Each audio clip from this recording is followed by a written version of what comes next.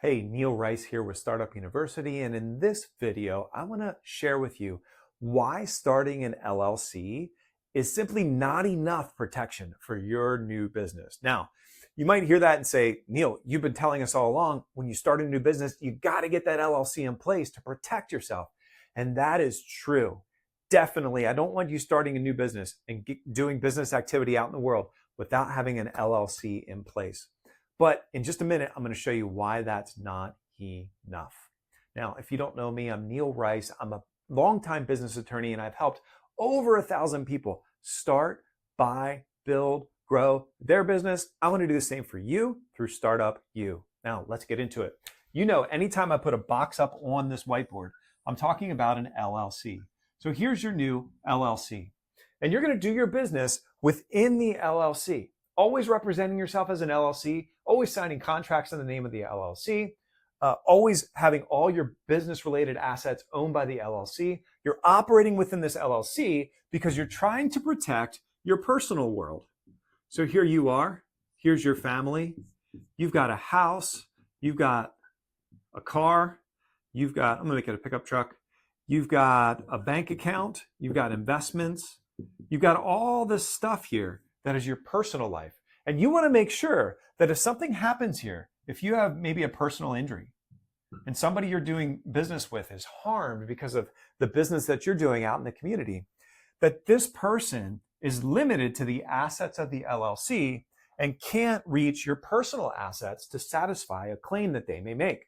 And as long as you start this LLC up right, and as long as you do the things that you need to do to maintain that limited liability protection, then you will create a wall of protection between your business activity and your personal life.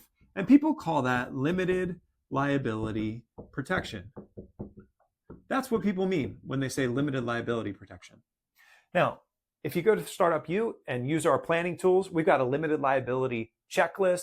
It says exactly what you need to do to maintain that liability for you and your family as you do business. But what I always say is, the LLC protects you through this limited liability protection, but it doesn't protect the LLC itself. This person who's been harmed because of the business activity that you're doing in the community, this person can still sue your LLC. And so if your company has cash on hand, or it owns valuable assets, or it has accounts receivable that people will be paying you, all those assets are going to be available to this claimant. And if you don't have liability insurance for your LLC, a claim like that can shut your business down right away, and in many cases for good. And so that's why I say an LLC itself is not enough. It's the foundational part of protecting your personal life, but you must have liability insurance for your LLC. So the building block of protecting, the foundational blocks of protecting your LLC from a claim like this is going to be a good commercial general liability policy. Typically, that's going to cover for a personal injury issue or significant property damage related to your business activity. So that's what I want you to do. Now, there may be other insurances that your business should be considering. For example, liability insurance typically doesn't cover like cybersecurity risks. That's why we have cybersecurity insurance. You should be looking at that. It doesn't typically cover professional liability claims. So if you're giving advice or counsel, you're providing some kind of professional services or coaching business, then a liability insurance policy is not going to be enough. You'll need some professional liability insurance or errors and omissions insurance. There's a couple of different ways that people describe that type of insurance. And so we have an entire insurance checklist in Startup U, helps you get down through and understand what types of business insurances should you have in place and what types of insurances you don't need. And so that's an incredibly good planning tool that you'll find in Startup U. Hey, I hope this has been helpful. And if it has, I'd love for you to check out my course, Startup University.